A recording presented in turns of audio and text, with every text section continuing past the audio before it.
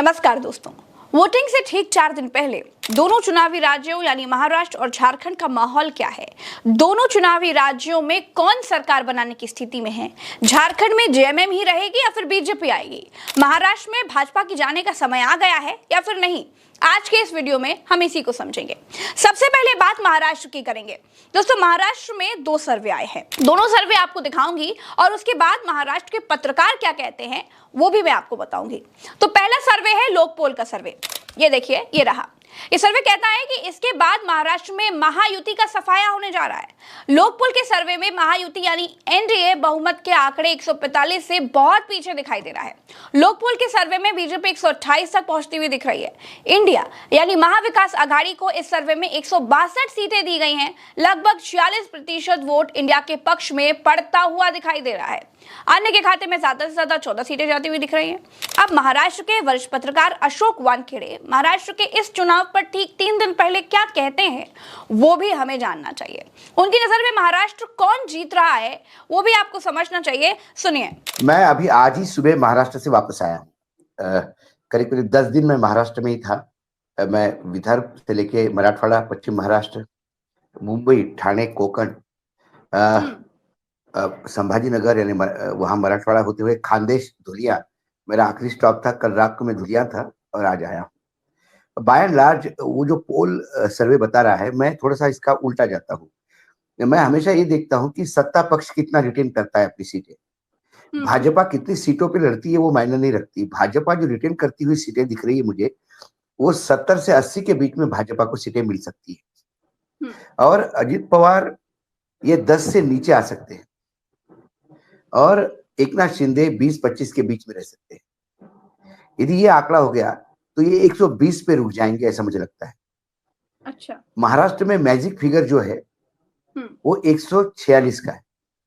146 पे आप सरकार बना लेते हैं। बाकी बचा हुआ खेल जो है वो महायुति का होगा। लेकिन फिर उस हिसाब से महायुति यदि 120 पे आ जाती है तो बाकी बची हुई सीटें महाविकास आघाड़ी को मिलनी चाहिए। लेकिन उसमें ये हो नहीं रहा है। उसमें इसलिए नहीं हो रहा है कि इंडिपेंडेंट बहुत जीत रहे हैं। तो दोस्तों, आपने अशोक वानखेड़े को महाराष्ट्र में क्या होने वाला है इस पर सुना। अब हमारे पास लोक नीति का भी एक और सर्वे है, वो क्या कहता है उसको भी देखते हैं। दोस्तों, लोकनीति के सर्वे में महाविकास आघाड़ी के दलों को अलग अलग बांटा है। इसमें कांग्रेस को 68, उद्धव वाली शिवसेना को 41 सीटें, शरद पवार वाली एनसीपी को 44 और छोटे दलों को 5 सीटें दी हैं। तो कुल महाविकास आघाड़ी की सीटें अगर जोड़ें तो ये होती है 158। यानी लोकनीति के सर्वे में भी महाविकास आघाड़ी को बहुमत मिलता हुआ साफ दिखाई दे रहा है। अब दूसरी तरफ महायुति यानी एनडीए खेमे में लोकनीति ने बीजेपी को 79 सीटें दे दी हैं। शिंदे वाली शिवसेना को 23 सीटें, अजित पवार को 14 सीटें और दूसरी छोटी पार्टियों को 15 सीटें दे दी हैं। तो दोस्तों, कुल मिलाकर महायुति यानी एनडीए को 131 सीटें जाती हुई दिख रही है, जो कि बहुमत के 145 के आंकड़े से बहुत पीछे है। महाराष्ट्र और झारखंड दोनों जगहों का चुनाव छोड़कर नरेंद्र मोदी विदेश चले गए हैं। 5 दिन तक विदेश दौरे पर ही रहेंगे। अब ये पहली बार हो रहा है कि चुनाव छोड़कर मोदी विदेश जा रहे हों। इससे पहले कभी नहीं हुआ कि भारत में पार्षदी का भी चुनाव चल रहा है और मोदी विदेश के दौरे पर चले जाएं।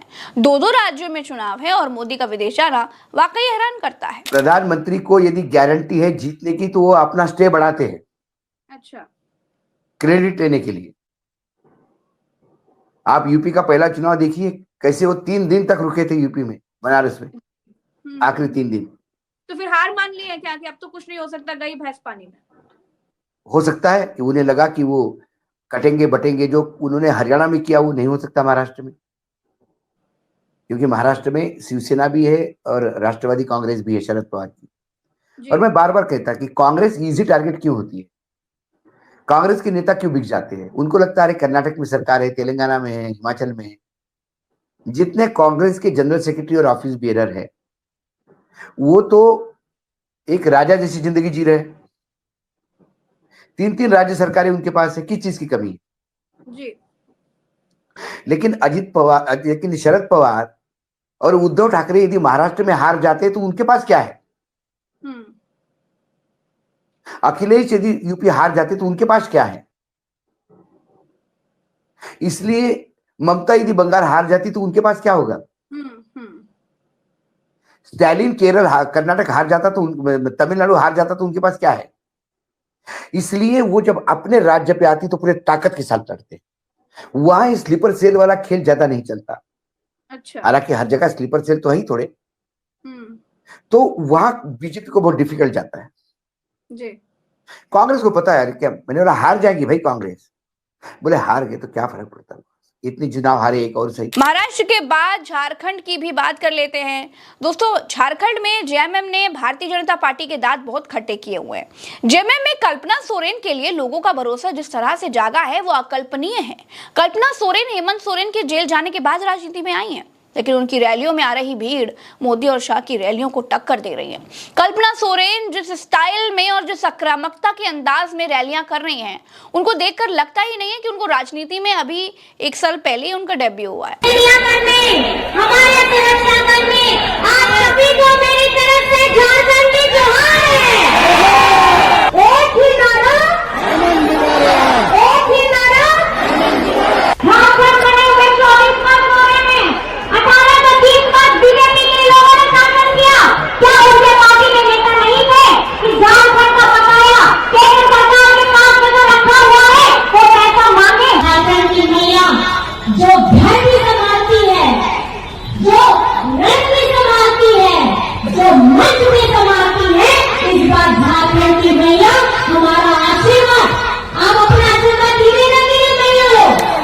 तारीख को 1 नंबर का बटन दबा करके तीर धनुष में उसमें बटन दबा करके अपना प्यार जताना है। अब दूसरी तरफ हेमंत सोरेन ने कमान संभाल ही रखी है।